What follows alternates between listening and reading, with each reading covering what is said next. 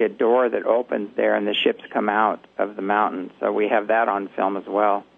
And so just hold it for a second there. So Mount Adams is your local mountain, which is just a few miles away. Yeah. And so this is one of the actual portal sites. So you have film of craft actually emerging from a portal doorway in the mountain. Exactly, and some of these crafts are multidimensional. They you can see when they come out, they have these rotating fields around them, and they're just pure energy. And we have footage of the door opening, and actually a being coming out of the door, and it looks like his upper torso walking towards us. And we did some calculations on that, and he looks like he's about 300 feet tall, like a 300-foot tall light being coming out of the mountain. And we're getting this with infrared equipment, not just regular cameras, but we have some wonderful technology here that lets us see into the other dimensions and experience it. So we're getting into some really interesting areas here. So in terms of the portals, and not only does it have to be a portal, but it also has to be open for access to take place. Have you been given any information as to how that works and how that connects through to the inside of the mountain? You know, pretty much. What they've been showing me is that they have a way of disassociating matter and raising its frequency to where it becomes either energy or light, and then, they just kind of swirl it open, I guess, with some kind of technology, and the door opens, and then it goes back, and it goes back to just a big lava face, like there's nothing there. And what is the actual connection to the inner workings of the mountain itself? Are you familiar with what that's about? Yes, the Native Americans in their lore, they talk about these extremely advanced beings that used to come up and teach them spiritual practices, healing practices, and they used to take their sick or their wounded up to this door. They would take them into the interior, and they would come back out, in a very short time with a broken leg and go in and be mended. So they had some extreme healing technologies there and a very advanced race, and they talk about a crystalline city on the interior. So that's part of the history. Dr. Jalen Hynek, Greg Long, David Akers, Bill Vogel, some very old people in the system, the old guard, you might say, were all doing some extensive research in the area, and they've had their experiences. And Kenneth Arnold actually coined the word flying saucers. He lost sight of them when they descended on the western slopes of Mount Adams. And so Mount Adams would be similar to other similar mountains like Mount Shasta, for example. It almost looks identical. When you see a picture of Mount Adams and Shasta, they look like the same mountain. So there are certain qualities that these mountains have that obviously have created this opportunity. Yeah, I've seen mountains that are very rounded off. It's like they don't go off for thousands of years. But a lot of the mountains that are very tall and jagged, they're very those erupt quite often, and you'll get kind of some low-level stuff going around those mountains. But the really ancient mountains that seem to have been around for a long time have a lot of activity around them. Now, you passed over very quickly a couple of things I want to come back to. When you talked about the triangular ship and the golden shining light ships, that these were connections from the Andromeda Galaxy and from the Orion Council. Mm-hmm. So you get direct telepathic information from the ships as to what their connection is? Yes, actually, they take me on the ships. And okay. And some of the ships are physical. I've actually been on a physical ship just once. And the other ships are non-physical, and they actually take you out of body and on the ship and talk with you. And, a lot of people are having this experience, but very few people can bring that experience back here into the physical, because when they come through the veils, they lose it. They lose the memories of these events. And because of the near-death experience, I just come right straight back with very clear memories of everything that happened.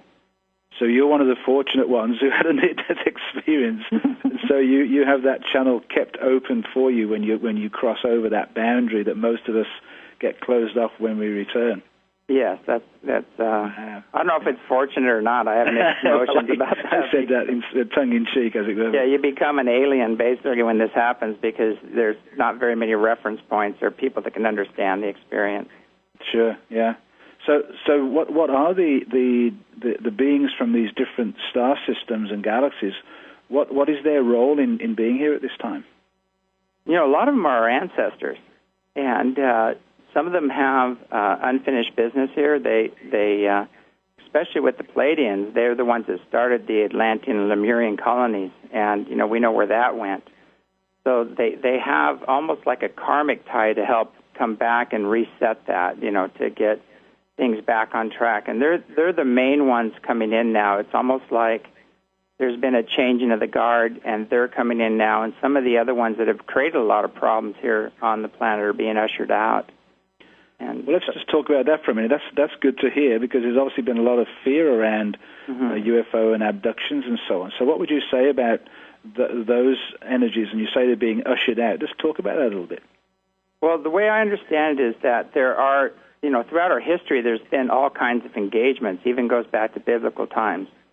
And, you read about Ezekiel in the Bible, and they talk about a craft coming out of the firmament, a shiny disc that has bronze feet like a calf's, have fire and brimstone coming out from underneath it. When it lands, it sounds like 1,000 rushing rivers.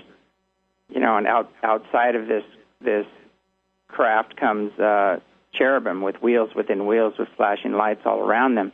The story goes on, but that was an encounter, basically, and there's many encounters like that throughout all the ancient scriptures that talk about these encounters, and some were positive, some were benevolent, some were not so benevolent. So there are low-level contacts going on, and there are beings that are on, I would say, less in the lower astral levels, that they talk about the archons and things like that you need to avoid.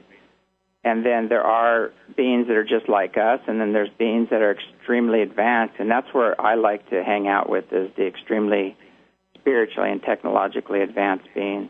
I couldn't agree more with you. Yeah. So how do you make sure that you do that? That's a huge question. Well, with me, I received extensive training in healing unseen negative influences, and that's one of the things we do here.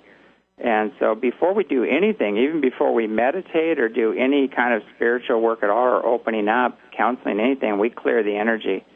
And we make sure we only have beings, like fifth dimensional beings on up to help, with the process. So that's basically what we do to make sure. And the main thing is people need to trust their own inner sensitivity. I always say, if you don't like what you're feeling, do a healing, do a clearing. Yeah. And we have main teachers and guides. We have great masters waiting to assist us, but we have to initiate it. We have to, learn how to walk on our own here and not, create an immense babysitting job for these beings. Right. So where does the fourth dimension fit into all of this from your experience? My experience, the fourth dimension, it's almost like the mental planes where anything goes, and you start creating realities instantly there. And so you can have anything from the lower level stuff is it can be even demonic or pretty hideous, to mid-level is everyday people on it, and then on the higher astral level you'll have guides and teachers and people to assist. But I noticed that a lot of the guides and teachers in the fourth dimension on the higher levels haven't transcended, the religious or cultural boundaries, and they're still running a program that's keeping them trapped. They're still running a separation program that keeps James, we're just coming up to our second break, but this is a really important point. Let's return to quickly after the break. Great. It's a fascinating discussion. Thank you so much. Peter Tung for Awakening to Conscious Co-Creation. Back in a couple of minutes. Welcome back to Awakening to Conscious Co-Creation with your host, Peter Tung.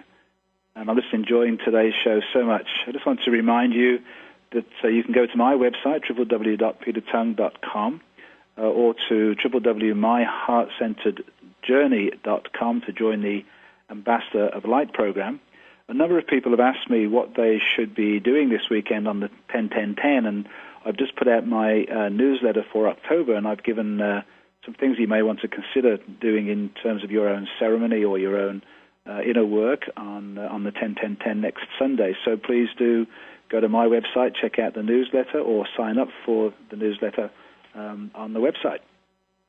So I want to return now to James Gilliland. We're having an absolutely fascinating discussion. And James, just before the break, you were talking. I asked you the question about the fourth dimension, and you were coming to, I think, a really important point about the upper fourth dimensional realm. So if you can just finish that off, that would be great.